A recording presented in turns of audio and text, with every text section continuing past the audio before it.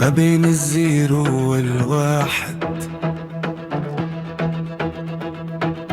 عوالم تاني.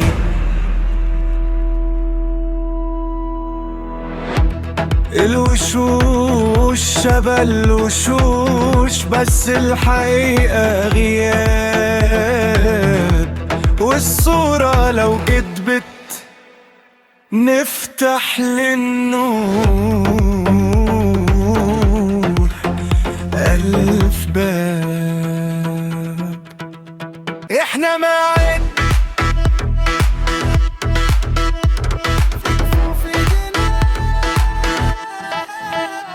ميزان الحق في كفوف ايدينا، في زمن الزيف عقلنا سابق عينينا. نكسر شفرات الحياة ونكتب أكواب حلمنا، ونصح الضمير في عز نوم الدنيا، في عز نوم الدنيا.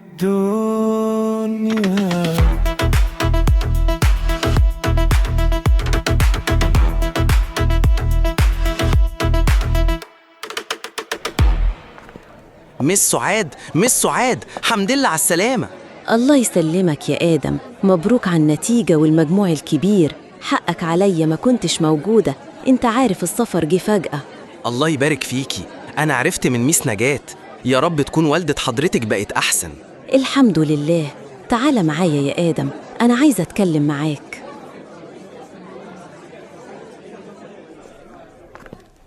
مبروك يا تيفا، أخيراً نجحت في الثانوية العامة. بركاتك يا عذرا، التالتة تابتة زي ما بيقولوا. طيب يا نرجس. إيه هو اللي طيب؟ أنت مش ناوي تبطل بقى وتفوق لحالك؟ عايزة مني إيه يا نرجس؟ اخلصي. أبوك اللي عايزك مش أنا، مستنيك في مكتبه. هو يوم باين من أوله. أحسن يا تاليا، كيك عالي، بانش بانش بانش، هايل هايل. ستوب، برافو تاليا. شديت عليا جامد النهاردة يا كابتن. أنا عايزك تكوني جاهزة، في بطولة قريب للكيك بوكسينج، دي أول مرة بتحصل. بطولة؟ بطولة إيه؟ أنا ما أقدرش. ما تقدريش يعني إيه؟ أنا مش هدخل بطولات يا كابتن، أنا مش بتدرب عشان البطولات. يا تاليا، أنت كده بتضيعي مجهود سنين. دي حريتي الشخصية، ولو مش عايزني أكمل معاك أنا ممكن أشوف مدرب تاني.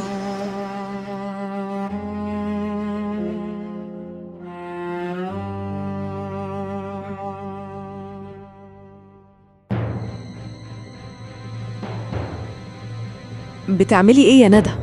زي ما انت شايفة، بجهز شنطتي. يعني ايه؟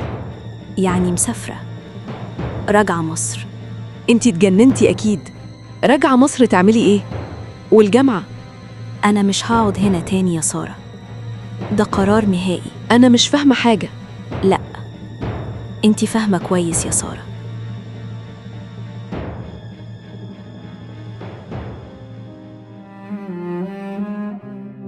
يا أنا من حقي أختار الكلية اللي عايزة أدخلها. من حقك؟ أنت بتتكلم معايا إزاي كده يا عبد الحميد؟ أنا كان قصدي أقول. قصدك؟ أنا خلاص اخترت. أنت كل اللي عليك تنجح، لأنك شايل اسم عيلة الدكروري باشا، فاهم؟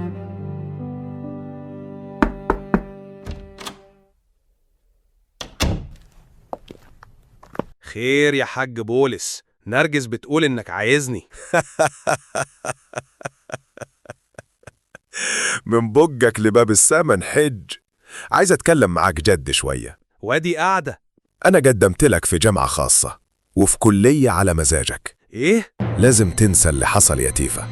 بس يا بابا، أنا عايز أسافر بره مصر، أكمل دراستي. بره مصر إيه؟ اسمع كلامي، أنت هتسافر تدرس في القاهرة، وهبعت معاك درويش يأجر لك شقة جنب الكلية ويظبطها لك، وكل أول شهر هيجي لك بمصروفك وكل اللي هتحتاجه.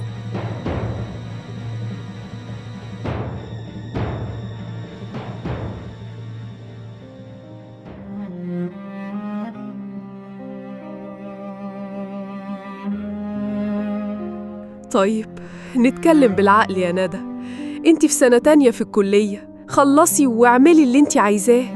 أنا مش هقعد يوم تاني هنا يا سارة، ولعلمك أنا سحبت ملفي من الكلية هنا وقدمت في جامعة خاصة في مصر. هتضيعي 2 سنين من عمرك بالساهل كده؟ لو قعدت هنا هبقى بضيع الباقي من عمري كله.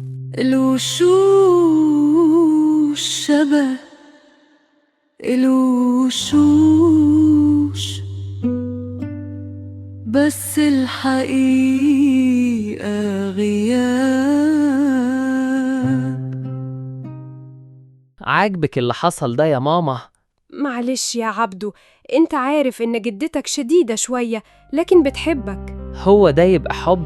ها؟ لما يتفرض عليا كل حاجة، لبسي وأكلي، مين أشوفه ومين لأ. دي دخلتني مدرسة داخلية وانتي حتى ما اعترضتيش. يا حبيبي والله هي قصدها خير وبتختار لك الأفضل. يا ماما أنا ليه بدفع تمن حاجة ماليش ذنب فيها؟ ليه؟ مع عبد الحميد، ايه اللي بتقوله ده؟ انتي فاكرة اني مش عارف ومش فاهم؟ تبقي غلطانة يا ميسة هانم، مش هي بتقولك كده دايما؟ عموما شكرا لانك حتى في دي ما وقفتيش معايا كالعادة. عن إذنك.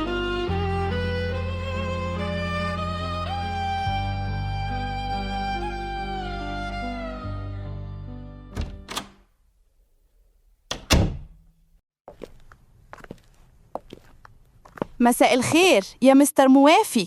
يا مساء الخير يا نوجة.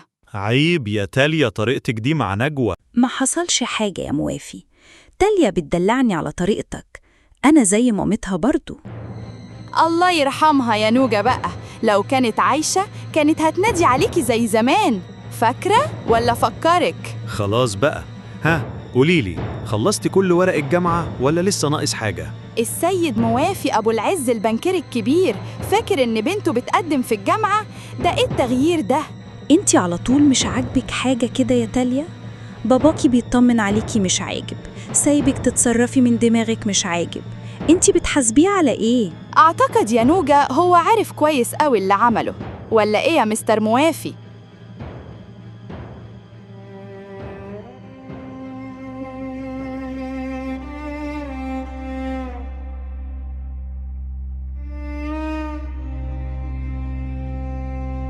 خير يا مس سعاد، قلقتيني. اقعد يا آدم، أنا عرفت إنك عايز تدخل كلية حاسبات ومعلومات جامعة القاهرة. إن شاء الله، أنا طالع التاني على الجمهورية، فضامن إني هتقبل في الكلية. اسمعني كويس يا آدم، الملجأ ما بيتدخلش في اختياراتكم، لكن أنت مش هتدخل الكلية دي. إيه؟ ليه كده؟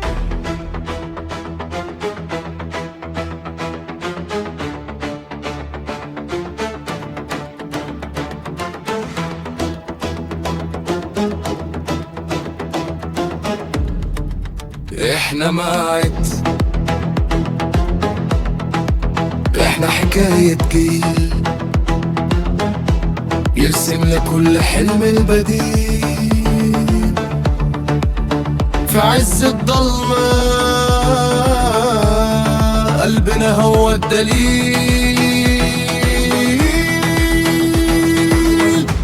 والعدل لو يوم غاب بكرة لينا أكيد هيميل. احنا معايا